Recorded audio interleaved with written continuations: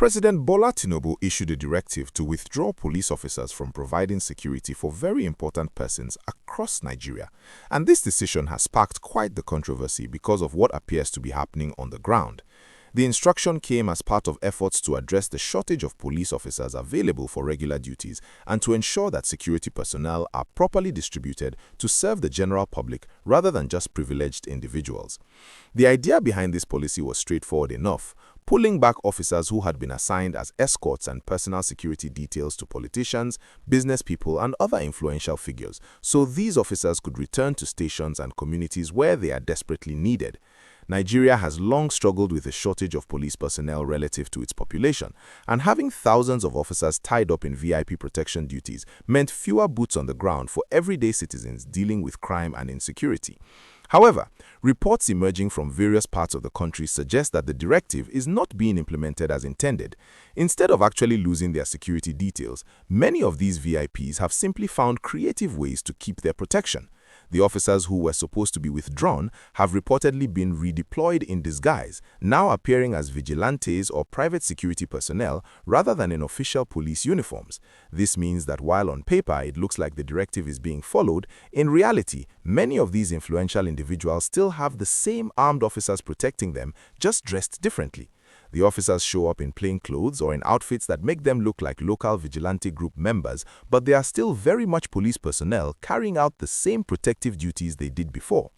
This development has raised serious questions about the effectiveness of presidential directives and whether powerful individuals in Nigeria can simply circumvent policies that are meant for the greater good. Critics are pointing out that if VIPs can just rebrand their security details and continue as usual, then the entire purpose of the directive has been defeated.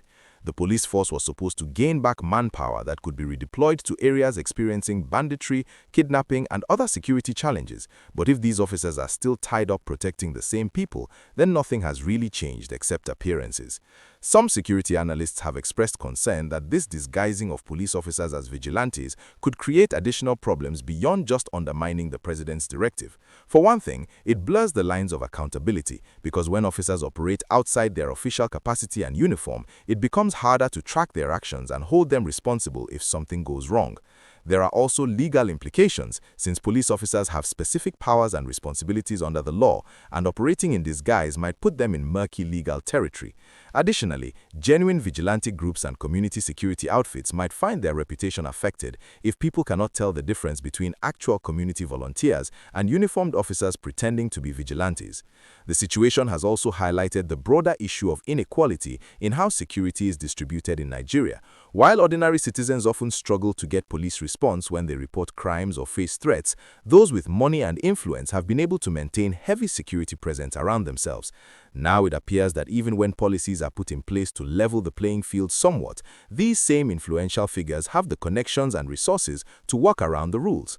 Some Nigerians on social media have been expressing frustration about this, with many saying it shows that certain people believe they are above the law and can manipulate any system to their advantage. If you are enjoying this discussion and finding it informative, please take a moment to hit that like button and subscribe to the channel so you never miss important updates like this one. Your support really helps us bring you more content. The police force itself has not made extensive public comments about these allegations, though some officials have denied that officers are being allowed to continue VIP duties in disguise. They maintain that the directive is being implemented and that any officers found violating it will face disciplinary action. However, the reports continue to come from multiple sources, including security observers and even some communities where these disguised officers have been spotted. This has led to calls for the presidency and the police leadership to conduct proper monitoring and enforcement to ensure compliance, rather than just assuming that orders will be followed. What makes this particularly interesting is the timing, because Nigeria is dealing with significant security challenges across different regions.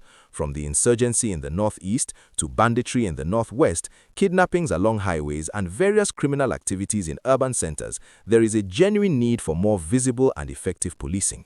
The withdrawal of officers from VIP duties was seen by many as a positive step that could help address some of these gaps.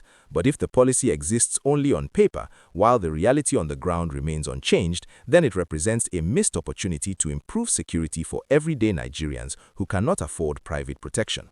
The question now is what the government will do about this apparent circumvention of its directive. Will there be consequences for those who are flouting the order, whether they are the VIPs demanding continued protection or the police officers and commanders facilitating it? Some observers believe that without strong enforcement and perhaps even public examples made of violators, the directive will continue to be ignored. Others suggest that the policy itself might need to be refined with clearer guidelines about what constitutes legitimate security needs versus unnecessary VIP protection. This story really touches on larger themes about governance, accountability, and whether reforms can actually take hold in a system where powerful interests often find ways to maintain the status quo regardless of official policy changes.